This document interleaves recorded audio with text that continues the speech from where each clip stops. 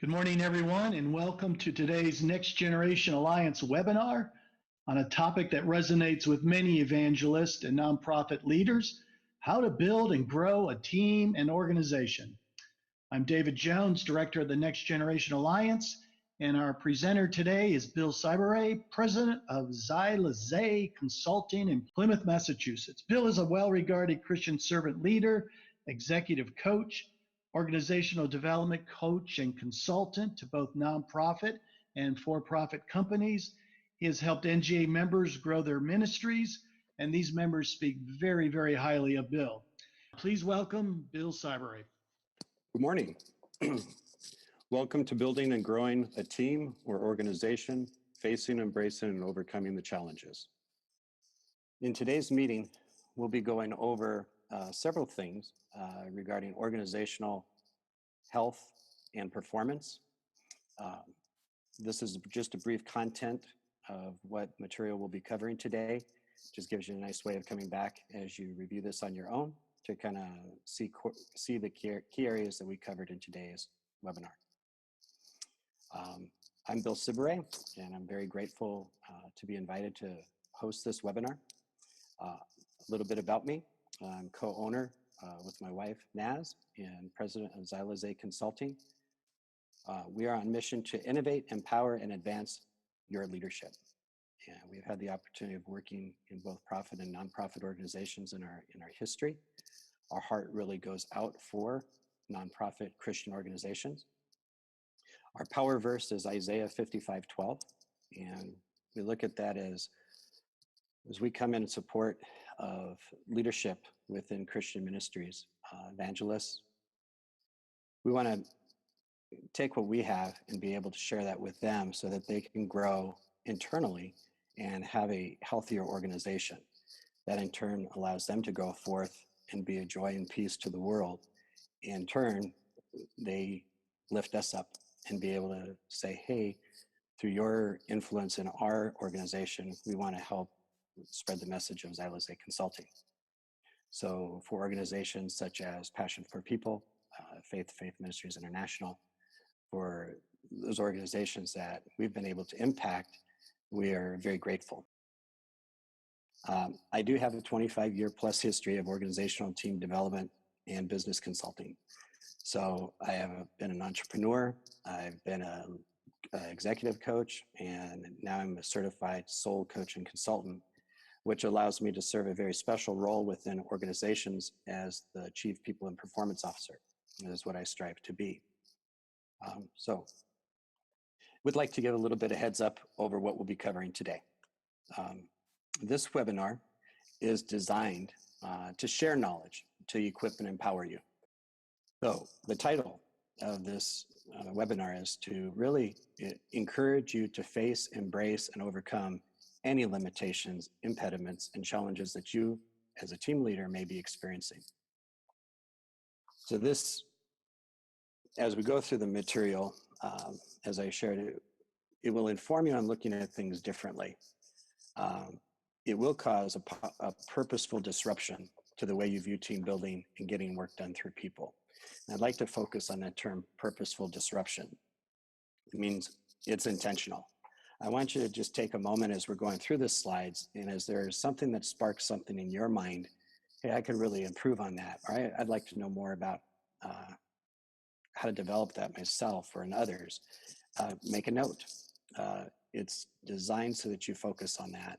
And here's the spectrum. Whether you're a leader who is excelling, maintaining, or struggling in team organization building, the following material can take you and your team to the next level. And that, I want to be sure, is that taking to the next level, that is an intentional act. There's a statistic that I'll share with you later that should encourage you. It should inspire you to want to excel, to move beyond what's comfort, normal, and to push beyond. This is an internal approach. So there's a lot of self-discovery for you as a leader. It allows you, the leader, to examine where you are excelling and where you and your team could improve. And that's really, on that improvement part, what I would like you to hone in on is simply ask, as we're going through the material, where could I improve? What could be better? And if there are areas regarding people and performance where you can be better, then the methodology that I'll be sharing is very relevant. And my last point here is, in applying the material covered, you need to have courage, intent, willingness, commitment, and the last one is discipline. You need to have the discipline to be able to face, embrace, and overcome the challenges. You can't be able to look at it and say, okay, that's just too sensitive, or that's just an area I don't want to go. It takes discipline once you start a purposeful action to change things. You got to stay disciplined to make sure that you're able to enact that change over time, irrespective that things will change, challenges will become apparent. That doesn't mean that what you're working isn't achieving what you're going for. It just means you have to have the discipline to attain it. I have a declarative statement. As a leader, you must face, embrace, and overcome the challenges that you, your team, and your organization encounter. So I'm focusing on you, the leader, but I want you to see how that gravitates out from you. As an evangelical leader, you have a certain giftedness in you to be able to influence others. It just comes with the role. Well, I'm going to ask you that this isn't a nice to have. You must have that, but it's in relation to how that impacts your team. And if you're part of a great organization, how does that impact the organization? So oftentimes our greatest strengths as leaders, when we look at it, those greatest strengths can also become our greatest weaknesses. So those greatest weaknesses come in place when we are interacting with others. And if you have a dynamic of trust built into the relationship, they oftentimes can give you the feedback, hey, we need to improve here. But if they don't have that trust, they can't speak into the relationship. And you as a leader are left going, I wonder how I could do this. I wonder why it didn't work out the way I thought it would. So I graduated from you, team, and organization because it has a cascading influential effect. So in brief, to face, it would mean to meet the challenges head on, don't neglect, defer, or ignore them. Sometimes it's, on the issue of accountability and for leadership development. People are really good at holding others accountable, but they're not so quick to be held accountable. Like, hey, you did this wrong and I would like to call you on it. Hey, I'd like to give you some feedback on my reaction, my experience with you. I'll talk to you later. No, we want to make sure that we're able to face those challenges head on, create that open dynamic communication so that we can receive that information so we can improve. Second, embrace. We want to view these challenges as an opportunity to grow. This involves yourself in resolving any leadership alignment and or performance issues. So that's one of the things as I do as a soul coach and consultant is that resolve part is really important.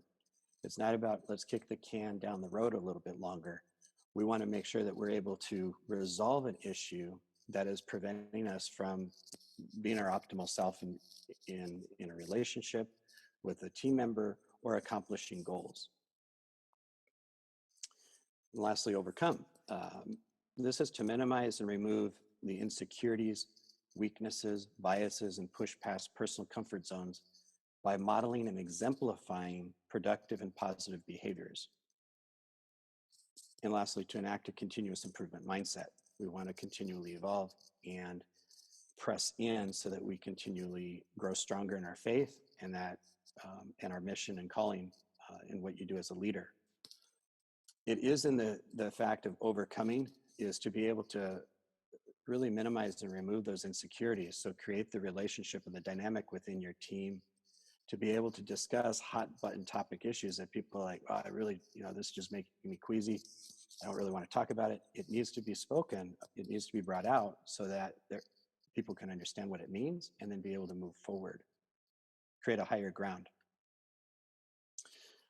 I would like to cover a little bit of our mission statements for Xyloze Consulting. Xyloze Consulting's mission is to innovate, empower, and advance a businesses or organization's greatest asset in charge of progress. It's leadership. And oftentimes when you talk about leadership, it is given that, okay, well, leadership is just something, some folks believe that it's just something you're born with. Others are under the understanding that it's something that you can develop and grow into. Well, regardless of what camp you come from, leadership, there are oftentimes, especially when you take the role of a leader, there are a lot of assumptions and expectations that go along with that title. And along with those assumptions comes a lot of stress. So our mission is to innovate and empower and advance your leadership by coming alongside you and really connecting with you. It's not having a cookie cutter approach. It's not like, oh, I understand you as a leader and this is who you are. It's, we are all uniquely created. And as we have this calling for leadership and evangelism, we want to make sure that, we are innovating. You do feel empowered. Leadership can be a lonely place. And if you find yourself to be isolated or alone, then that's ground for the enemy to be able to sow seeds of doubt. And when you come into a position of, okay, well, how can I grow? It's a special, there's a vulnerability there.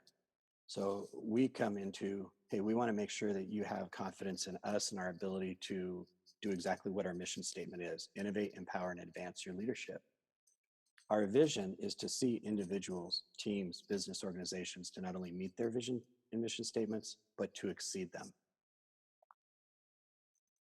There's some information regarding our organization where you can visit xyloseconsulting.com.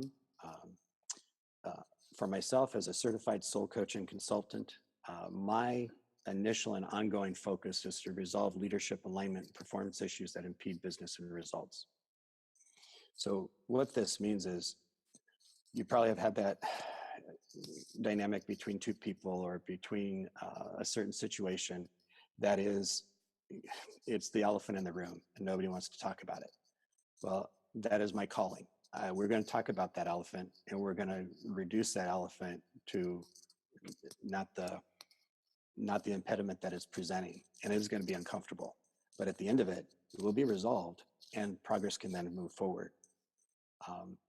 The rest of this webinar is focused on what's called, this is from the Soul Organizational Health Methodology, something that I feel really strong about. It's something I've worked with countless organizations with, in helping them improve from an internal perspective, so that if they focus on the inside of their organization, on their inside of their leadership, and ask some, self-discovery type questions on how to make sure your needs are met, as well as meeting the needs of others and as the organization's needs, this methodology is profound. So I share it with you today. So on this screen, you see the Soul Organizational Health Methodology. And this is, first, I just want to give credibility to where it comes from. It comes from the Ruby Ho group. The master creator of it is Ruby Ho. So in this description of the methodology, you have three main areas. You have the taking care of part, which is in the center. You have on the far right, maintain, optimize, and grow. And below it, you have functional, business, and leadership. So in the center of all of this, you have the target, which is ensure leaders and teams are performing in every area. So already, with the amount of information that's on this methodology slide, it has an internal perspective to it. And we're going to go into each area, but I want to just kind of put it up as a whole. As we go into it, it's going to become a whole lot more apparent how important these areas are and how it can transform your leadership, your team development, your organizational development from the inside out. As evangelists, there is a strong propensity to be that transformational leader. You're setting that vision. And you're setting that vision for others to follow, to make a committed decision. Well, when we're taking it on an internal perspective, it's like, okay, how can we do that internally? Take that same power and same passion, but then put it into our organization, develop the team.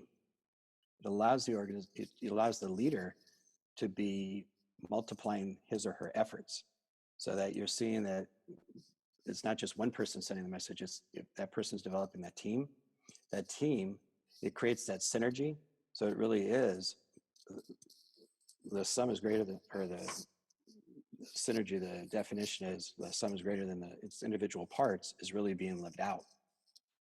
So let's go through some of these areas. The first one is the taking care of. So this is titled the 5 core areas of organizational health and performance. Now in this area, I do want to kind of pause for a moment. This does run contrary to, it is countercultural. It is counter to what a lot of organizations run by. The ability of taking care of is key. And what does taking care of actually mean? And it means something different to each person. So on the bullets, you see taking care of company, you see taking care of your function and role, taking care of team, taking care of stakeholders, internal and external, and taking care of self.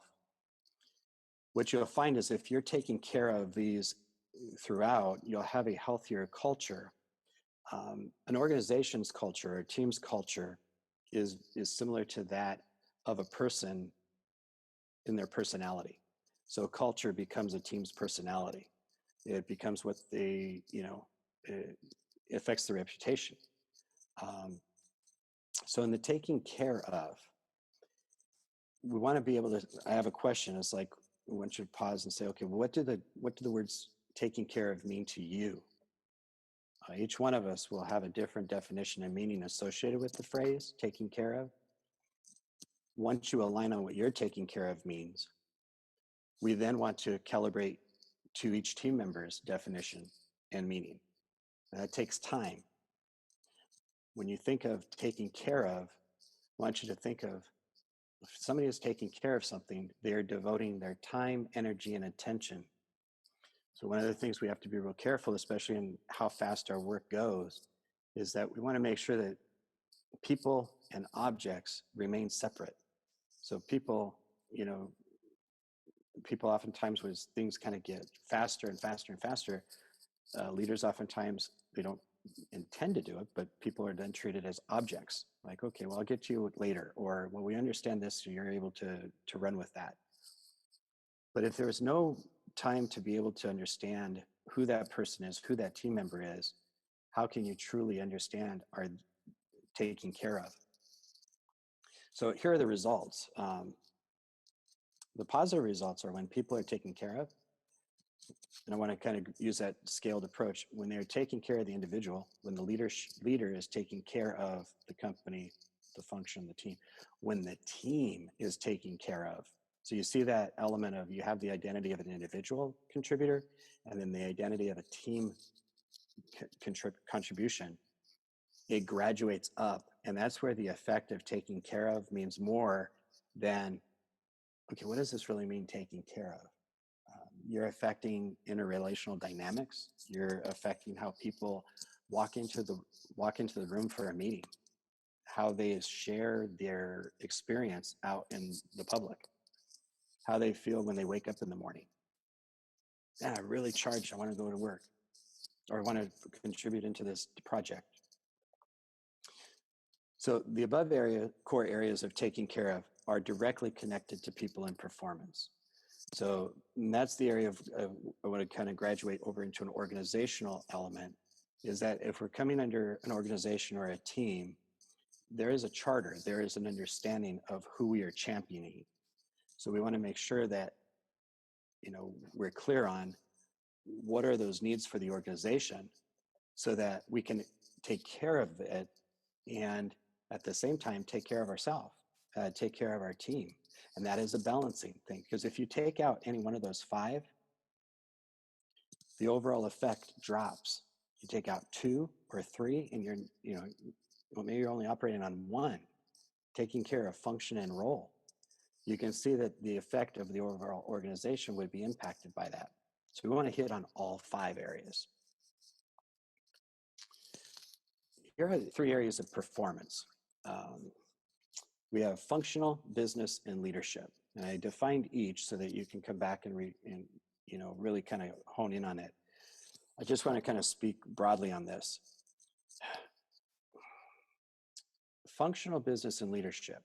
The functional area is what your hard skill set is. It's what you would be hired for in a position. It is transactional to meet the needs of the day. That would be your job description, right?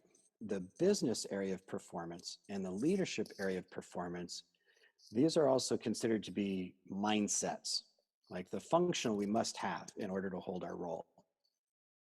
That is a must-have. What I am positioning is growing the business and growing your leadership should also be equally important in terms of performance.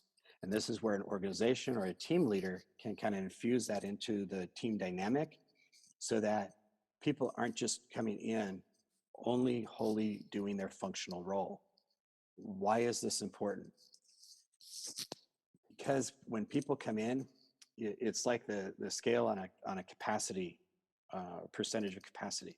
If they're coming in only holding their functional role, you will find, and I put down here in a question at the bottom, if team members, inclusive of the leader, only operate from the functional area, then here's the question: what impact does that have on the team? Have you ever heard this? I don't know, that's not my department. When people approach something and they all of a sudden define their boundary and they're unwilling to reach out to, they see the need, but they're like, nope, that's not my area. They are operating from a functional mindset only. Well, they're, they can choose that. But what we want to do is we want to amplify the business organizational growth area of performance and the leadership area of performance. Because in those two areas, on the functional area, that's really what people go to school for. In the business growth and leadership area, those aren't. And if you don't have leadership or professional development programs to help you grow in those areas, you're pretty much left on your own to do that. So we want to make sure that as leaders, we're able to bring those three areas of performance in so that we can heighten and we can fill more of that capacity spectrum so that we're really meeting people's needs above and beyond. So here's the statistic I was talking about earlier. For organizations, for when I ran a martial arts organization, we were able to run a successful organization. As I've consulted with other organizations, it's become very true with what I'm going to share. People who have an organization or a business and they're able to keep the doors open, they can do so by giving 80% of their true potential. The thing that I watch for is, okay, if it only takes 80%, then what about that 20 that's left out there? That 20% that's left out there is designed, it's going above and beyond. It's really growing the organization, growing your leadership, putting in more than just your functional area. It's being able to give a little more attention to a person, to be able to connect to them. So it's in capturing that last 20% that really defines, like when you hear, okay, how does a team go from good to great? They're working on that 20%. That's what I'm encouraging you as evangelist leaders. Where are you? And this is the thing, our minds can play funny tricks on us. Hey, the doors are open. That's good enough. Okay, but you have to be okay with that, because if you're going to grow forward, we got to capture more of that 20%. And if you're going to grab more leadership, they are going to pattern and model their leadership off of you. So that's why I say this is to face, embrace, and overcome. We want to make sure that we're challenging that so that you're growing as a leader fully. And here's a mindset for continuous improvement towards growth. Maintain, optimize, and grow. This is really a mindset. Maintain would be connected to your roles and responsibilities, relationships. It's the bare minimum. A person needs to fulfill the requirements. So when somebody comes in, we really want them to maintain their role. But here's the area to grow. It's optimization and the growth mindset that goes with pushing an organization forward in your role. Whether it's an external role or an internal role, it's the mindset that the person has towards improving their own position, but also the team dynamic. In the maintain, optimize, and grow, this is a game changer concept. because people, when they come to see it, they're like, I wonder what that means. But when you take it internally and say, okay, well, what am I doing to maintain my various roles as a leader? And there's many. Okay, at most you're maintaining them. Okay, now in the terms of optimization, what could become more efficient? What am I inspecting and adapting to in improving the role? And then lastly, what are you willfully and proactively advancing for the mission and vision of the organization, for the team, in every way, shape, and form while in the role? So I want to draw some connections. Earlier, we did functional, business, and leadership. Well, if somebody's only stuck in that functional model and you're asking them to grow the organization, you're not connecting. There is a severe disconnect because you're asking something of them that's not quite there yet. And we have to be able to grow that understanding between those parties, so that they can understand and respect what's being asked of them. So the question is, where could you and or your team stand to improve? Where do you and your team spend most of your time? Or do you spend most of your time in the maintain mode, or do you optimize and grow? So I'd like to just real quick revisit the framework and focus now that we've gone through its separate parts, and then just ask the question, what's going on in your minds right now? What's changed from being introduced to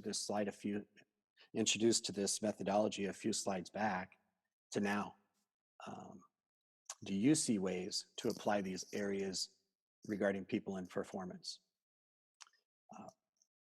Really, it's something that you can take and pray on. Ask God, the Holy Spirit, to be able to show you areas to where you could use this information to help improve your leadership and the quality of your team dynamic. Here's some key takeaways. Leadership sets the tone.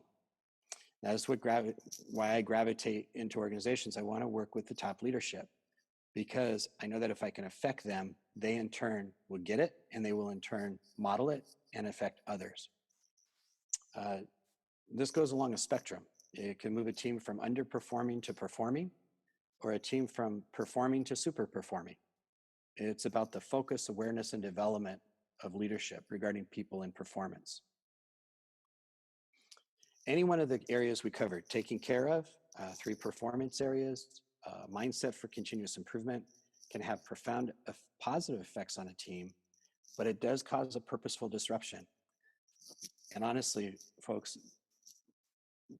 the sheer nature of what's presented is countercultural to what people are given in their experience in life. People are rewarded for giving the bare minimum. And if they choose to give more, they may come off as a threat to upper leadership and then be shot down or minimized. So this really presses in to equip and empower you and to advance your leadership and ask some critical questions. Special note, our goal, remember, it was about organizational health and performance. Our goal is to work toward a perpetual healthier state of existence. So that element is focused on the individual, the team, and the organization. I want to be clear, it's not about perfection. It is about a general state of health. If we focus too much on perfection, we'll probably never hit it. But if we have an approach that allows us to inspect and adapt on what we're experiencing, we can continually strive towards a healthier state of existence in a team. Okay. Would like to real quick just go over this area. You all know this. You are all in the people development business. So whether you realize it or not, you are in the business of taking care of so much and so many at the same time. I want to just ask the question, do you realize this? The taking care of element is profound, and it is transformative from the inside out. You as a leader are critical to the team's success in terms of trust, efficacy, your desired results, sustainability, relationships, conflict resolution, living out the mission and vision. It's important to note, and this kind of gives us a chance to just kind of step back and have perspective. We are human beings first and human doings second. But in the fast pace that we all work in, we oftentimes flip that. We are just human doings and we neglect the relationships and how critical they are to achieving our goals. And in that process, if there are misalignments, those misalignments oftentimes could just be misperceptions. And it helps to have a skilled person come in, like myself, to be able to say, hey, let's find some common ground and learn about one another and see where our strengths could really shine here. And let's maybe end up liking one another. That would be great. So the more we as leaders can decrease and remove the gaps that exist between a stated expectation and the experience, the more we achieve a higher, healthier dynamic within the team and the organization. So that gap that exists between a stated expectation and a person's experience, that is huge. And you can, it takes personal responsibility from the leader to want to purposefully act towards removing that gap. But oftentimes they don't know where to start. So it is one, just sit with that and be able to examine it and see where that leads you. If you and your team's needs are being met on the internal front, where you're equipped and empowered, then they in turn are able to be more fully connected and engaged to your external stakeholders. So as an evangelist, you are very externally focused. What I'm wanting to do is make sure that you're able to continue to do that, but I want to kind of create a mind shift for you so that you can see that by you focusing on the inside of your organization, inside your team, you will be multiplying your efforts because you are equipping and empowering your team, and they will therefore lift you up even further and higher. So it's important to build the team and build the organization. So I'd like to present, or as we're kind of coming to the end here, these three questions have just been profound in terms of closing the gap between a stated expectation and an experience. And if you're ever wanting to do a quick performance evaluation, or you're wanting to know someone's feedback on how their role is doing, or even yourself, is ask these three questions. What's working? What's not working? And what needs to be improved? And my encouragement on that, my advice is, as you ask a person or ask yourself, really sit and reflect on that question, and don't be hesitant in putting things down that might be uncomfortable to one, write, but also to hear. That is the hardest part. We want to make sure we hear nice things, but it's like, well, bad, good, or indifferent, the information is for us to decide what we're going to do with it. Remember about the facing part. We have to face what the challenge is. We need to embrace it, and we need to overcome it. These three questions will help you do that. So here's some information regarding the Ruby Ho Group and the SOL certification, affiliation, and methodology that was highlighted earlier in the webinar. And this is information regarding me. If the material today inspired you and encouraged you, then awesome. I'm very happy to hear that. If the material covered today left you with more questions than answers, then awesome. My contact information is here. It was a really quick glance over the methodology, but I wanted to bring this to you so that you can be presented with something that is being enacted in organizations that have taken this and are transforming themselves from the inside out. And that's where my wife and I, we feel called to do that, because it's like, well, wait a minute. You all are our heroes. You are championing the cause of sharing the gospel. You need to be equipped and inspired. You need to have this information so that, and the trust and the confidence that goes with our partnering with you, so that you feel like you are equipped and empowered, that you're not alone. Oh, Bill, thank you so much. We do have a few questions. We have time for some questions. First question, Bill.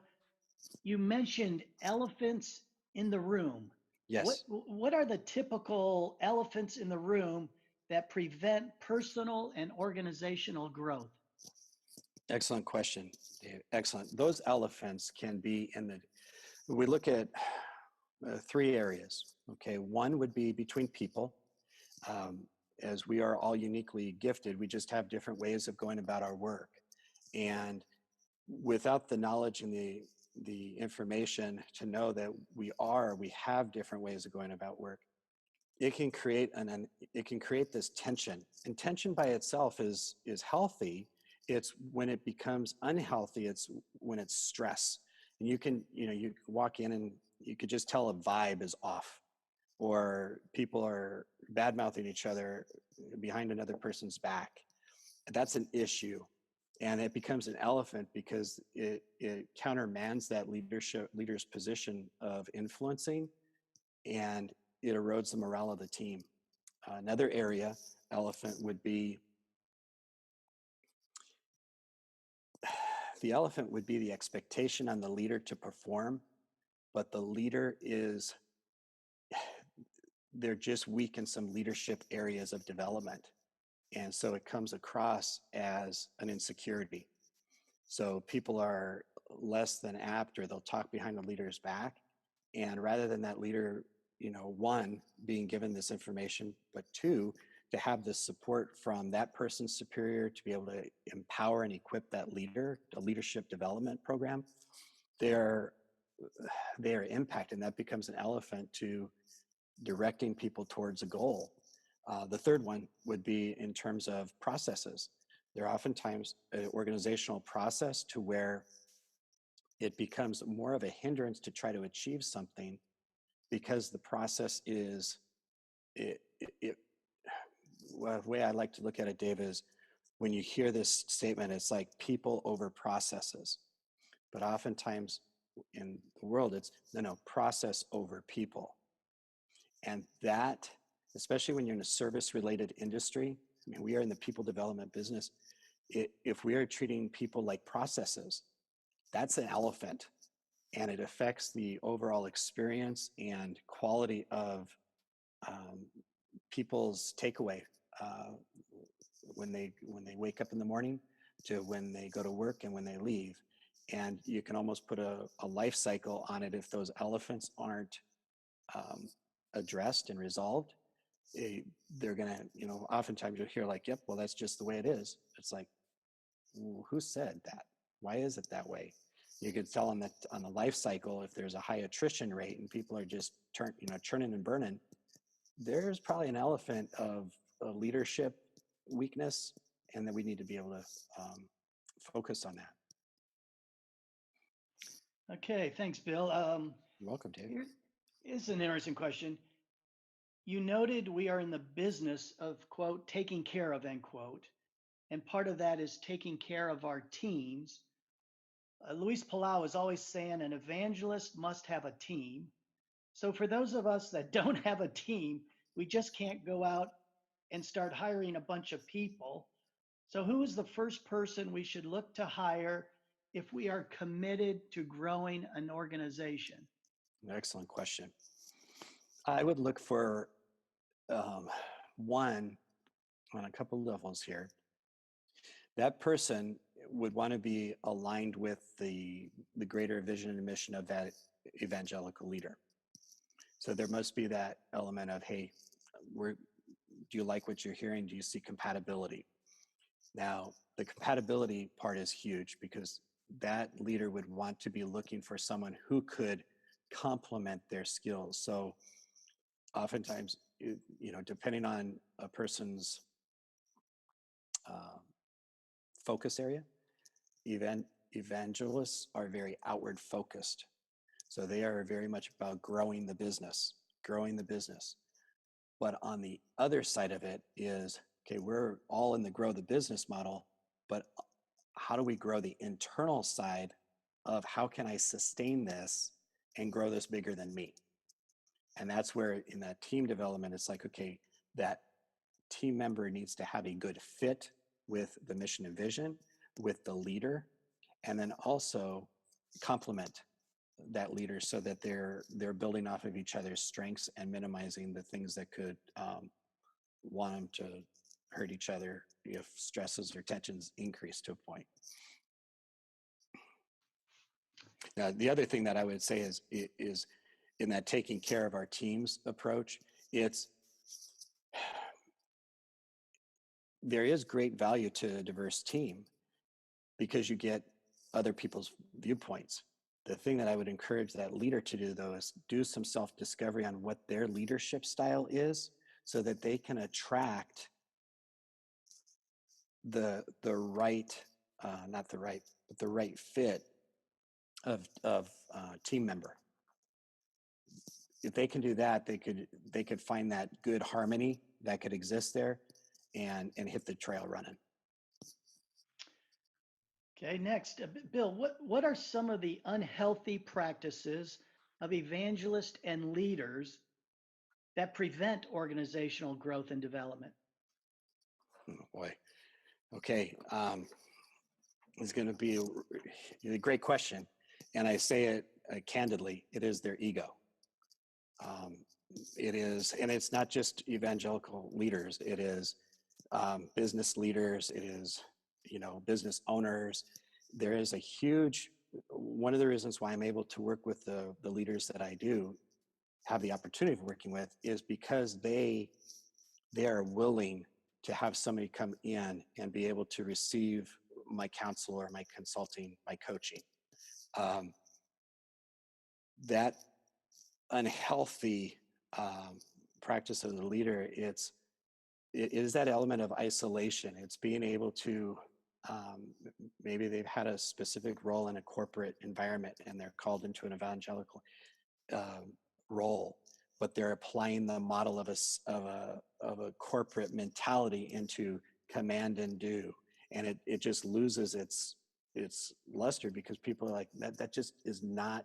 I'm not getting the warm fuzzies. I'm getting like, and this is just really cold and impersonal, and it causes that leader. It should cause that leader to do some self-discovery so they can say, hey, wait a minute, I need to do an ego check, because at the end of the day, as you talked about building the team, you have to have that figurehead for a team leader, but it's that shared responsibility of owning each person's role within the team and then be able to create the trust and the support so that a leader can be able to say, okay, where could I be better? Even the ego, the higher the ego goes up, the more people are resistant to receive information. So they must be willing to receive it. And they are, absolutely. I mean, in terms of my growth and discovery as a business owner, I can categorically say that at one point I was not receptive. At another point, I was extremely receptive. But it was because I needed to go through my hard knocks of going, I wonder how I could do this better. Oh, wow, I haven't, we always found that the quality or the size of our business would grow proportionally to the quality of staff we had in place at any one time. So if we skimped or we reduced our efforts to grow our staff, our location, our clientele base would shrink quickly. And over necessity, it caused me to go, boy, there's something to this team development. So that's that unhealthy practice, is like that isolation of thinking, okay, I'm my own expert. It's like, well, you really have to press into that and say, okay, well, I think I have more to learn. And you can still be an expert. It's just, be willing to accept this critical fact is, as that team leader, this is a big statement. It's coming to understand and accept it's not all about me. If I'm really leading this as an individual contributor, fine. But once that leader becomes, okay, I want to grow this team, the leader has the opportunity of tapping into this collective intelligence and collective skill set that could, push them up way beyond just one person's efforts. So that, in that unhealthy practice, is just that mindset of thinking you know it all. This is good, Bill. Thanks. Next question. You're welcome. Besides ego, what have you witnessed to be the greatest challenges to faith-based organizations that must be faced and overcome in order to build and grow a team? One of the biggest challenges, it is being able, we are in the people development business, right? So it is in that one of the biggest challenges And this goes to the taking care of part, is that you can have a leader who is all about taking care of their role as that evangelist leader. And you talk about stakeholder involvement. Evangelists are all about affecting stakeholders, about drawing people in to their vision and mission, for support, for donations, for spreading the gospel, etc. So the challenge then is, it becomes one of those areas where, okay, you're all about taking care of the role, and you're taking care of the organization to a degree, you're taking care of the team mission vision, but oftentimes what happens is we have to be real clear and cautious of this statement about people pleasing, because in order to gain that support, the challenge is we are not in the people pleasing business. We are in the people development business. And there's a stark difference. And because those stakeholders, they can play such a powerful influence into, well, if you know, it's all about that human dynamic. And if I'm for a leader that's focused on, oh, I just want to please you, I just want to, I want to impact you, I want to be your friend, I want you to be my friend, and I want to grow this network, we have to be really careful about what that means, because long-term wise, it can have a negative effect on taking care of the organization, because then that stakeholder could grow into a leverager position to where they have maybe too much control. And that's not a healthy dynamic. It's not taking care of the organization. So that's one of the biggest challenges, is setting the expectation and the experience properly in front, so that stakeholders understand that we are not in the people-pleasing business. We're in the people development business. We're about sharing the gospel and equipping and empowering them.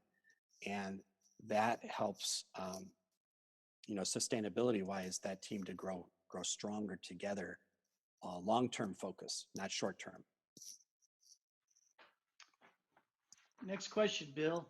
Yes. Most evangelists, if they have a team, they have a small team.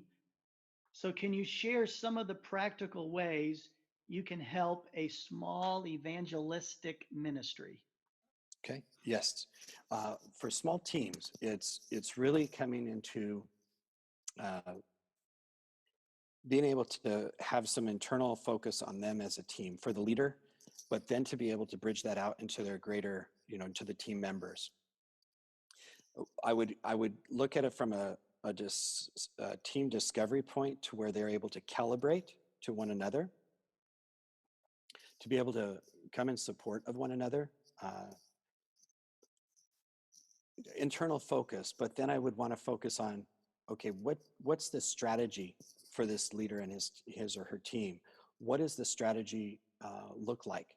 Is there, what measures of success, what success criteria exist for this team, so that they're not just sitting together, getting together, having a good time?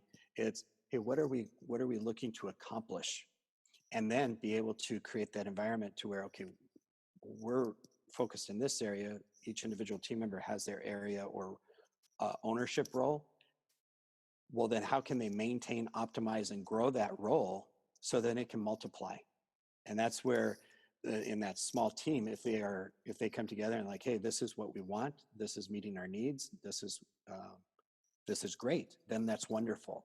But it's taking that time to examine, what do we want, what do we need as a team? Because until people are come together and share their views, they could just be, on a whim, I want to go do this. Oh, me too. But there's no long-term plan in place to develop it. So it really is, I kind of look at it as the evolution of a team. You got the forming, storming, norming, and performing approach to team development, but it's taking that through that process, but understanding what are we about, where do we want to go? And if it's a short term, great. If it's longer term, then let's build that out so that everyone's needs are being met and can develop as things change and as the future unfolds itself. Okay, we have time for one more question, Bill, and Okay. I'm laughing because it wouldn't be an NGA webinar if we didn't have a question about money. So Okay. the question is, how do you help your clients generate the funding they need so they can grow their ministry? And that's a great question. On my end, I'm not really focused on my area is people and performance.